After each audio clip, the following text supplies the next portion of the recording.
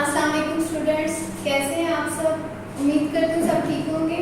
आज से आप लोगों की ऑनलाइन क्लासेस स्टार्ट हो रही हैं और हम चैप्टर नंबर 2 से स्टार्ट लेंगे। जो बनकर रिमेनिंग पोर्शन है वो हम बाद में करेंगे और चैप्टर नंबर 2 जो है स्ट्रक्चर ऑफ एटम से स्टार्ट हो रहा है हमारा। Let's start introduction.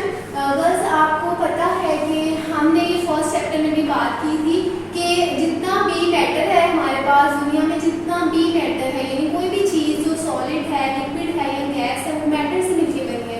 According to definition of matter, anything which occupies space and has some mass is known as matter। तो वो तमाम चीज़ें जिनका कोई mass होता है या कोई वो space ले रही होती है उसको matter बोलते हैं। तो किसी भी किस्म का matter जो है वो एटम से मिलकर बना हुआ होता है। इस चैप्टर में हमने एक्चुअल में इंट्रोडक्शन ही पढ़ना है, एटम से रिलेटेड थ्योरीज पढ़नी है और उनके सजेशंस पढ़नी है, डिस्कवरीज ऑफ एटम्स और सब एटॉमिक पार्टिकल्स जो है वो सब कुछ इस चैप्टर में हम रीड आउट करेंगे।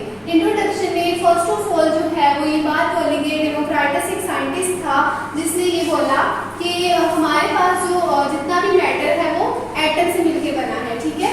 और एटम जो वर्ड एटम है वो डिराइव किया गया है लैटिन वर्ड एटोमस से।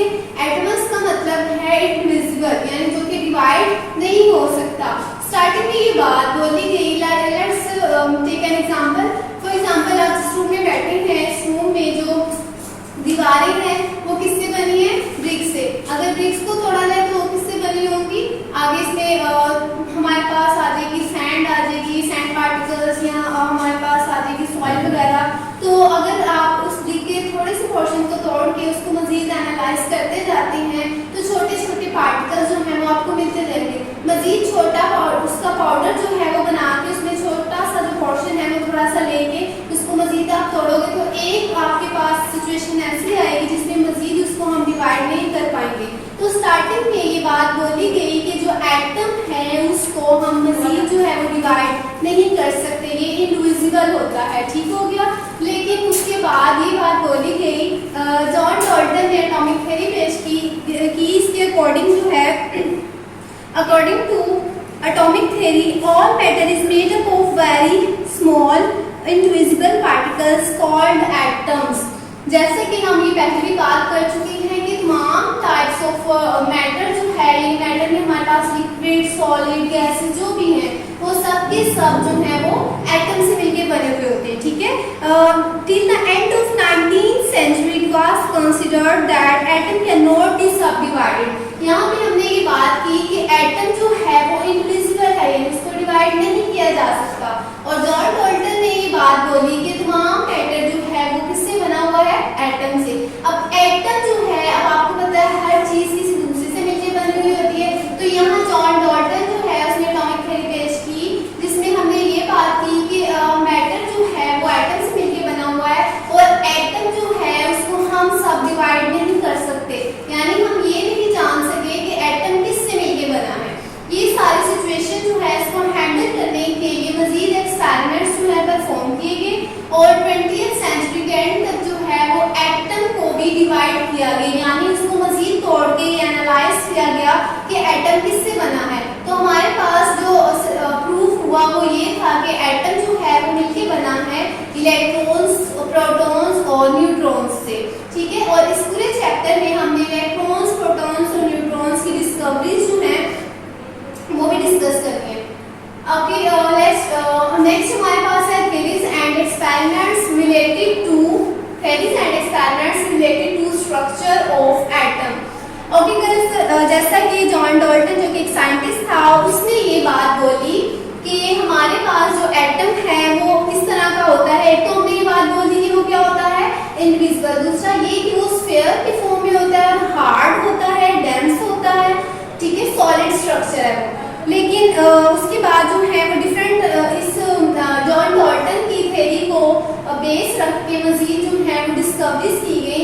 गोल्डस्टीन जो एक साइंटिस्ट था उसने 1886 में प्रोटॉन को डिस्कवर किया और ये बात बताई कि एटम के अंदर पॉजिटिवली चार्ज साइंस होती हैं या कुछ पार्टिकल्स होते हैं जिनमें पॉजिटिव चार्ज होता है, उनको प्रोटॉन्स बोलते हैं। इस तरह 1897 में जॉन डाल्टन को ही थ्योरीज को बेस रख के जे थॉमसन ने एटम के अंदर एक स्ट्रक्चर जो था वो फाइंड किया, एक पार्टिकल था जो फाइंड किया जिसको इलेक्ट्रॉन बोला गया, और इलेक्ट्रॉन पे कौन सा चार्ज आता है, नेगेटिव।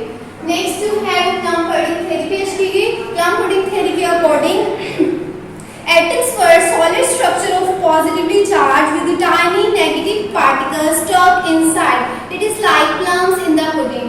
अच्छा गर्ल्स, जैसे कि इस थ्योरी के अकॉर्डिंग जो है वो एटम जो है वो एक राउंडेड सा स्ट्रक्चर है जो कि पॉजिटिवली चार्ज है, और उसके अंदर नेगेटिवली चार्ज साइन जो है मूव कर रहे होते हैं। जैसे आप लोग देखते हो, इसके लिए कॉमन एग्जांपल जो हम लेते हैं, आप लोग खीर जो खाते हो, खीर को आप लोग कंसीडर कर लो, उसका जो बाउल है वो एक एटम है जो कि पॉजिटिवली चार्ज है, और उसके अंदर जो बादाम कहीं कहीं मौजूद होते हैं वो नेगेटिवली चार्ज साइन है जो कि इलेक्ट्रॉन्स को रिप्रेजेंट कर रही है। नेक्स्ट जो है वो हमारे पास आती है cathode rays and discovery of electrons. Cathode rays and discovery of electrons, इसके लिए हमारे पास जो एक्सपेरिमेंट परफॉर्म किया गया वो किसने परफॉर्म किया, विलियम स्क्रूप ने। ठीक है, इसके लिए हमने जो ऑपरेटर सेट किया वो था एक हमने ग्लास ट्यूब, डिस्चार्ज ट्यूब ली। डिस्चार्ज ट्यूब जो हम लेते हैं वो हम लेंगे रेज को क्या करने के लिए, इंट्रोड्यूस करवाने के लिए, या कोई भी रिएक्शन जो है उसको करने के लिए। आपको पता है किसी भी रिएक्शन के लिए हमें प्रॉपर सिस्टम चाहिए होता है, तो इस हमारे पास रिएक्शन में जो हमें सिस्टम चाहिए उसमें हमारे पास एक ग्लास ट्यूब होगी। ठीक है, उसमें दो इलेक्ट्रोड्स होंगे। अब इलेक्ट्रोड्स क्या होते हैं, वैसे तो ये हमने फर्स्ट चैप्टर में भी डिस्कस किया था। इलेक्ट्रोड्स जो है वो मेटालिक स्ट्रिप है, यानी मेटल की बनी हुई स्ट्रिप है, और इस वाले एक्सपेरिमेंट में इस चीज को एक चीज कंपल्सरी नहीं है कि फ्लैम मेटल की ही स्ट्रिप होनी चाहिए, कोई भी मेटल की स्ट्रिप जो है वो एज इलेक्ट्रोड्स हम यूज कर सकते हैं। और इलेक्ट्रोड्स जो है उनकी टू टाइप्स होती हैं, एक होता है एनोड जिसपे पॉजिटिव साइन होता है, एक होता है कैथोड जिसपे नेगेटिव साइन होता है। ठीक हो गया। अब इलेक्ट्रोड्स जो है उनको हमने बैटरी के साथ अटैच कर दिया है जो कि हाई वोल्टेज की है। अब इसके अंदर हमारे पास जो है प्रेशर जो है वो 10⁻⁴ atm है, यानी प्रेशर जो है वो लो है और टेम्परेचर जो है वो यानी वोल्टेज जो है वो हाई है। यहाँ पे टू वैक्यूम पंप, यानी यहाँ से वैक्यूम जो वो निकालने के लिए। अब क्या होगा, जैसे ही करंट को यानी सप्लाई किया जाएगा तो यहाँ पे इस ट्यूब को हमने गैसेस के साथ फिल कर दिया। जैसे ही करंट जो है वो ऑन किया जाएगा या पास किया जाएगा तो यहाँ के थोड़ यानी नेगेटिवली चार्ज इलेक्ट्रोड जो है वहाँ से कुछ रेज जो है वो निकलेंगी। अब ये रेज जो है ये थोड़ से निकलती हुई एनोड की तरफ मूव करेंगी। गर्ल्स यहाँ पे देखिए, यहाँ पे नेगेटिव साइन है, नेगेटिव साइन वाली साइड से हमारे पास कुछ रेज जो है वो ओरिजिनेट हो रही है और पॉजिटिव साइन की तरफ जा रही हैं। अब ये रेज निकल रही है कैथोड की तरफ से, इसलिए इनको बोलते हैं कैथोड रेज, और जा रही है ये एनोड की तरफ। अब आपको पता है हमेशा ऑपोजिटली चार्ज साइन जो है वो एक दूसरे को अट्रैक्ट करते हैं, तो यहाँ भी कुछ ऐसा ही सीन है। अगर तो ये जो हमारे पास कैथोड रेज है इनमें पॉजिटिव साइन होता तो कभी भी एनोड की तरफ मूव नहीं करती, क्योंकि हमेशा जो सेम साइन होते हैं वो एक दूसरे को रिपेल करते हैं। तो एनोड पे भी पॉजिटिव साइन है, और अगर हम कैथोड की बात करें कि कैथोड से जो रेज निकल रही है उन पे भी पॉजिटिव साइन है, तो वो कभी भी एक दूसरे को अट्रैक्ट नहीं करते, या सिंपल वे में हम ये कहेंगे कि वो कभी भी एनोड की तरफ मूव नहीं करेंगे। लेकिन कैथोड पे चूंकि नेगेटिव साइन है, यहाँ से निकलने वाली रेज एनोड की तरफ मूव कर रही है, इससे हम ये रिजल्ट जो है वो निकालते हैं, ये शो करते हैं कि जो ये रेज निकल रही है इनपे कौन सा साइन है, नेगेटिव साइन। ठीक हो गया। नेक्स्ट जो है इनकी प्रॉपर्टीज जो है वो डिस्कस करते हैं। पेज बुक ओपन करें, पेज नंबर है 29। फर्स्ट इसकी प्रॉपर्टी है these rays travel in straight lines perpendicular to the cathode surface।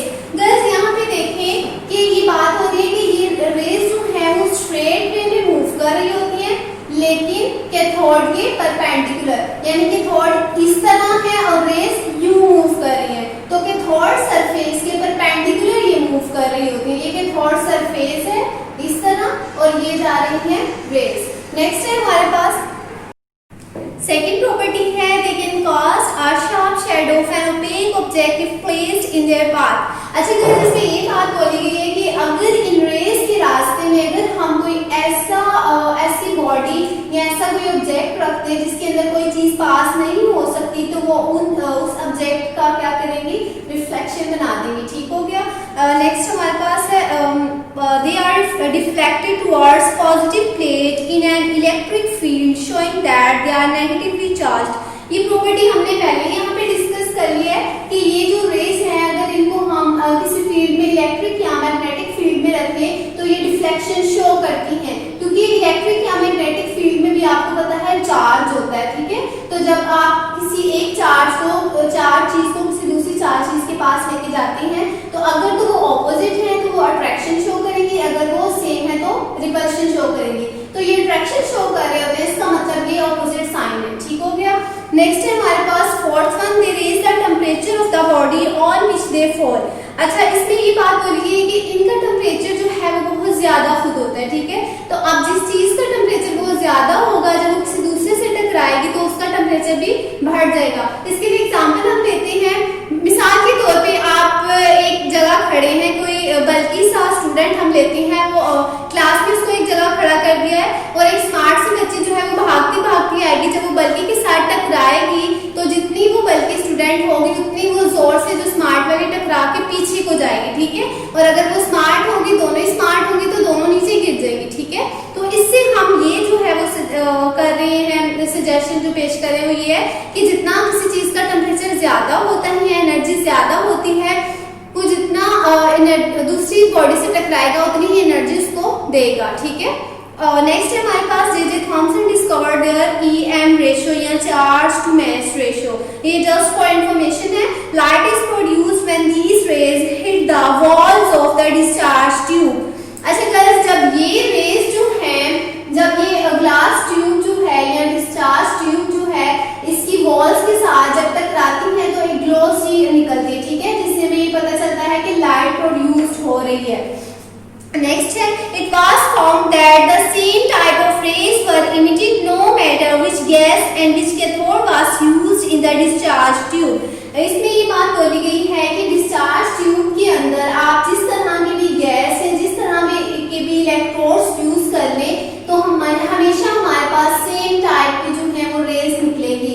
इसका मतलब कि हम कोई भी मटेरियल चेंज कर ले तो रेस की नेचर हमेशा सेम होगी। ठीक हो गया।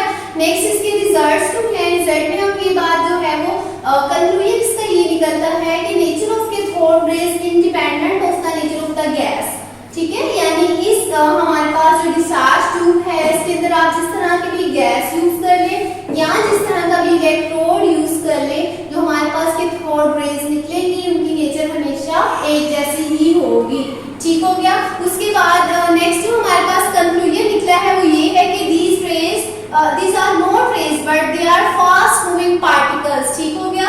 अगर तो ये रेस होती तो ऐसा होता कि अगर आप ओपेक ऑब्जेक्ट के अंदर इसको रख, यानी ओपेक ऑब्जेक्ट जो है इनके रास्ते में रख रहे हैं तो वो उसको काट के अंदर से गुजर जाती है, क्योंकि रेस की एनर्जी तो हाई होती है ना। लेकिन ये रेस नहीं है, कि क्या है, पार्टिकल्स हैं। उसकी रीजन ये है कि जब ये किसी ऑब्जेक्ट के साथ टकराती हैं, ओपेक ऑब्जेक्ट के साथ, तो वो क्या करती हैं, उनका शेडो बना देती हैं। ठीक हो गया। अब बुक से देखते हैं पेज नंबर 29 पे इसी टॉपिक में जो लास्ट पैराग्राफ है डिस्कवरी ऑफ प्रोटॉन से ऊपर वाला पैराग्राफ, इसमें देखते हैं मेन चीजें अंडरलाइन कर ले। All these properties suggested that the nature of cathode rays independent of the nature of the gas present in the discharge tube और मटेरियल ऑफ द कैथोड। इसको अंडरलाइन कर ले एमसीक्यू के लिए। The fact that they cast the shadow of an opaque object suggested that these are not rays but they are fast moving material particles।